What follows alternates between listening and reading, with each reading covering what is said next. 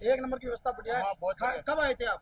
हमको 1 घंटा हो गए लगभग आए हुए। ये निशान का है कि आपको 1 घंटे 19 कैमरे के सामने हाँ, दुकानदार अगला ऊपर बढ़ गया 50 में ये किस हम चीज के- दर्शन कर हम किस चीज के निशान है? हम दर्शन करके बाहर जा रहे थे तो मेन गेट से जैसे ही बाहर निकलने वाले ये तेल और ये प्रसाद बेच रहे थे। इनसे ये माताजी ने तेल की शीशी लेने के लिए बात की थी। इन्होंने बात की तो इन्होंने बोला कितने रुपए ले रहे हो, तो उन्होंने बोला 50 रुपए। ये 30 रुपए दे रही थी, तो मैं बोला ये महंगे दे रहे हैं, वापिस रख दो। वापिस रखने के नाम में बोले लेना तो लो, नहीं तो मत लो। ऐसे करके उन्होंने हमारे पे टूट के लड़ाई कर, दुकानदार ने हमारे ऊपर लड़ाई कर दी। लड़ाई करने के बाद में आसपास के वो दुकानदार 2 4 5 मिलके और हमारे पे बूढ़ी भैया और मेरे पे हमला कर दी। तो ये करीब 60 साल से ऊपर की बुजुर्ग माँ है, इन पर भी उनको रास नहीं आई। जो बाहर दुकानदार है वो हालांकि व्यापारी है, व्यापारियों को इस तरह की हरकत नहीं करनी चाहिए। माता जी क्या घटना हुई थी? क्या घटना हुई? घबरा रहे पकड़ी तो इसको तेल की शीशी में इनको गिरा दिया। हाँ पड़ गया था। और भी थे? आपने भी देखा? आप भी थे? बोला था आगे क्या बुटाटी दाम में ऐसी होती रहती है बाहर दुकानदार से? गिरा दिया हेलो? आ गया अभी तक और अभी तो लोग चालू बुटाटी दाम में ऐसी घटना देखने को मिलती है मुन्ना? करता है दुकानदार। दुकानदार करते हैं। दुकानदार। क्यों करते हैं दुकानदार? हराम साहब इसने बेईमानी किया है, दुपट्टा दे मार देगा किसी को। यहाँ के दुकानदार इतने बेईमान हो तो उनसे सामान नहीं ले रहे तो गाली गलौज कर रहे हैं और सीधे मारपीट पे कर रहे हैं। अगर सामान वापस रखें हमारे नहीं पसंद आ रहे तो। और यहाँ की मंदिर परिसर की है बहुत अच्छी व्यवस्था है और यहाँ की कमेटी को मैं बहुत बहुत धन्यवाद देना चाहता हूँ कि यहाँ की सुविधाएं बहुत इतनी दे रखी है, बहुत अच्छी व्यवस्था है। लेकिन मंदिर के बाहर के जितने भी दुकानदार ये अतिक्रमण के तौर पे जितने भी श्रद्धालु आ रहे हैं उन पे लड़ाई कर रहे हैं, उनकी मारपीट कर रहे हैं और इनकी मनमानी कर रहे हैं। जितनी गुंडागर्दी कर रहे हैं उनसे हद से ज्यादा गुंडागर्दी कर रही है। क्या ये ऐसी आपने भी कभी सुना है ऐसा कि बाहर दुकानदार परेशान करते हैं, मनमानी करते हैं?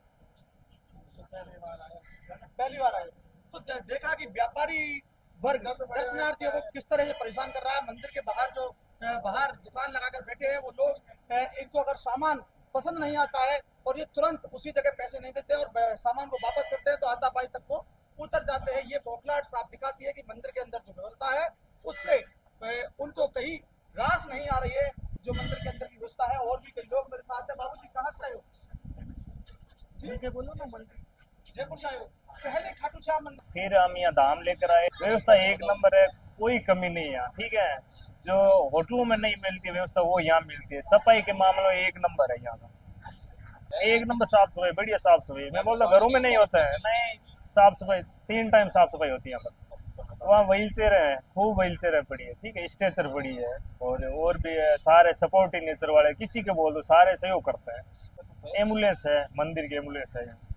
खाना तो यहाँ पे बहुत अच्छा है, सुविधा भी हमें अच्छी लगी। मतलब खाना मरीजों के हिसाब से नहीं बनता है यहाँ पे खाना। व्यवस्था बहुत अच्छी है यहाँ पे, बिस्तर व्यवस्था भी अच्छी है, पानी व्यवस्था भी अच्छी है और इतनी साफ सफाई है। मतलब हर चीज़ की साफ सफाई, अनाउंसमेंट भी उस हिसाब से किया जाता है कि कोई गंदगी परिसर में नहीं करे।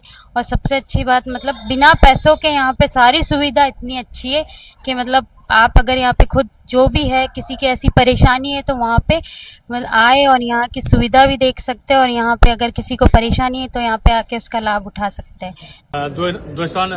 दुर्भावना से, राजनीति से प्रेरित रिपोर्ट बनाई गई है। मुझे सुना नहीं गया, मेरा पक्ष रखा नहीं गया, तो वो रिपोर्ट कैसी बनी हुई? मेरा पक्ष तो जानिए ना।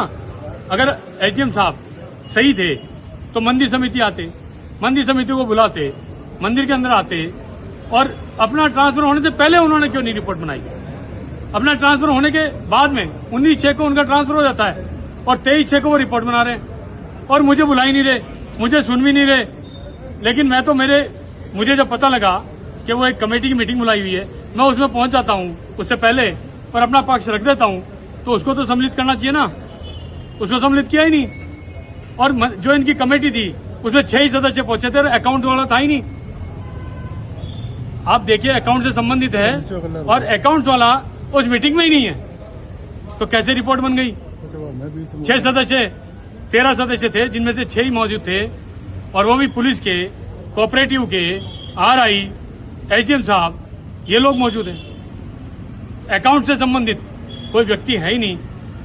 अच्छा, कई समय से जैसे कि पहले भी ऐसा धरना प्रदर्शन हुआ, वहाँ पे कंटिन्यू मतलब कि लोगों की मांग थी जांच करवाई जाए समिति की, तो वो जांच भी पूरी हुई, कलेक्टर ने अपना निर्णय दिया।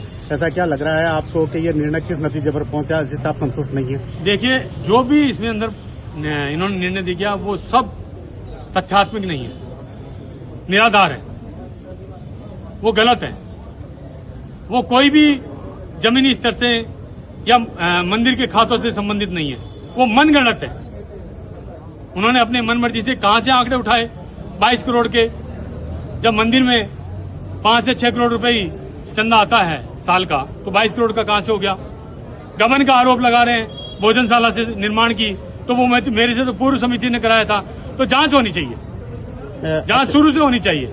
अच्छा, जो आपके विपक्ष जैसे पार्टी है वो भी आपके पारिवारिक ही है, उनको लेके क्या कहना चाहिए? देखिए, पारिवारिक कौन? जो पहले आपके जो मैं कह रहा हूँ, समिति अगर थी, पूर्व मंदिर समिति है तो कहीं आज उनके ऊपर तो नहीं आ रही। ये जो भोजनशाला की बात कर रहे हैं, कहीं उनसे से संबंधित तो नहीं है। तो ये चीज आप ही बता पाएंगे आपकी जो समिति का है या फिर जो निर्णय मैं हुआ है? इतना कहूंगा कि जो भी जांच हो निष्पक्ष हो, जो जांच हो शुरू से जांच कर ले। जब से अकाउंट्स का काम हुआ 2012 से कर लेना, कहां आपत्ति आ रही है? भाई इतना बड़ा तंत्र है, इतनी बड़ी व्यवस्थाएं हैं सरकार के पास में, कराइए जांच। मैं जांच कराने के लिए बैठा हूं। आपके ऊपर जातिवाद के भी आरोप लग रहे हैं, उसको लेकर क्या कहेंगे? जातिवाद का आरोप कैसे? आपके ऊपर ये आरोप लगाए जा रहे हैं गांव वालों की ओर से कि वो राजपूत होने की वजह से जातिवाद। हाँ, हो सकता है राजपूत होने के कारण मुझे प्रताड़ित किया जा रहा हूं। अच्छा, ये हो सकता है, क्योंकि वहां कौन लोग जो है बैठे हैं आप सब समझते हैं। और जो होटल गेस्ट हाउस वाले जिस तरीके से मुझे 2023 से प्रताड़ित कर रहे हैं, एक बताइए 2023 में ये मुद्दा नहीं था ना? अगर भ्रष्टाचार था तो फिर 2023 में क्यों नहीं था? 24 में क्यों नहीं था?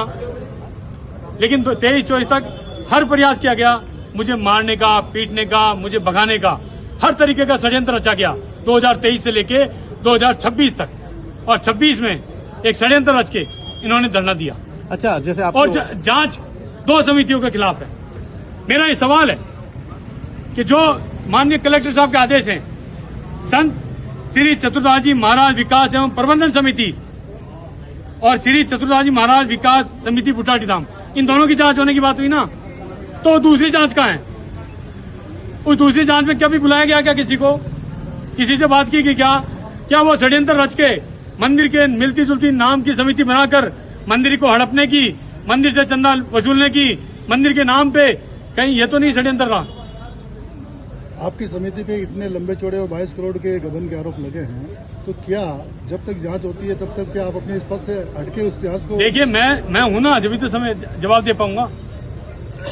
जवाब तो मुझे देना ना, तो जवाब ले लीजिए मेरे से सारा। मैं जवाब देने के लिए तैयार बैठा हूं। और मैं तो कह रहा हूं, जो दूसरी समिति का जो था उसका अब तक क्यों नहीं आ रहा भाई?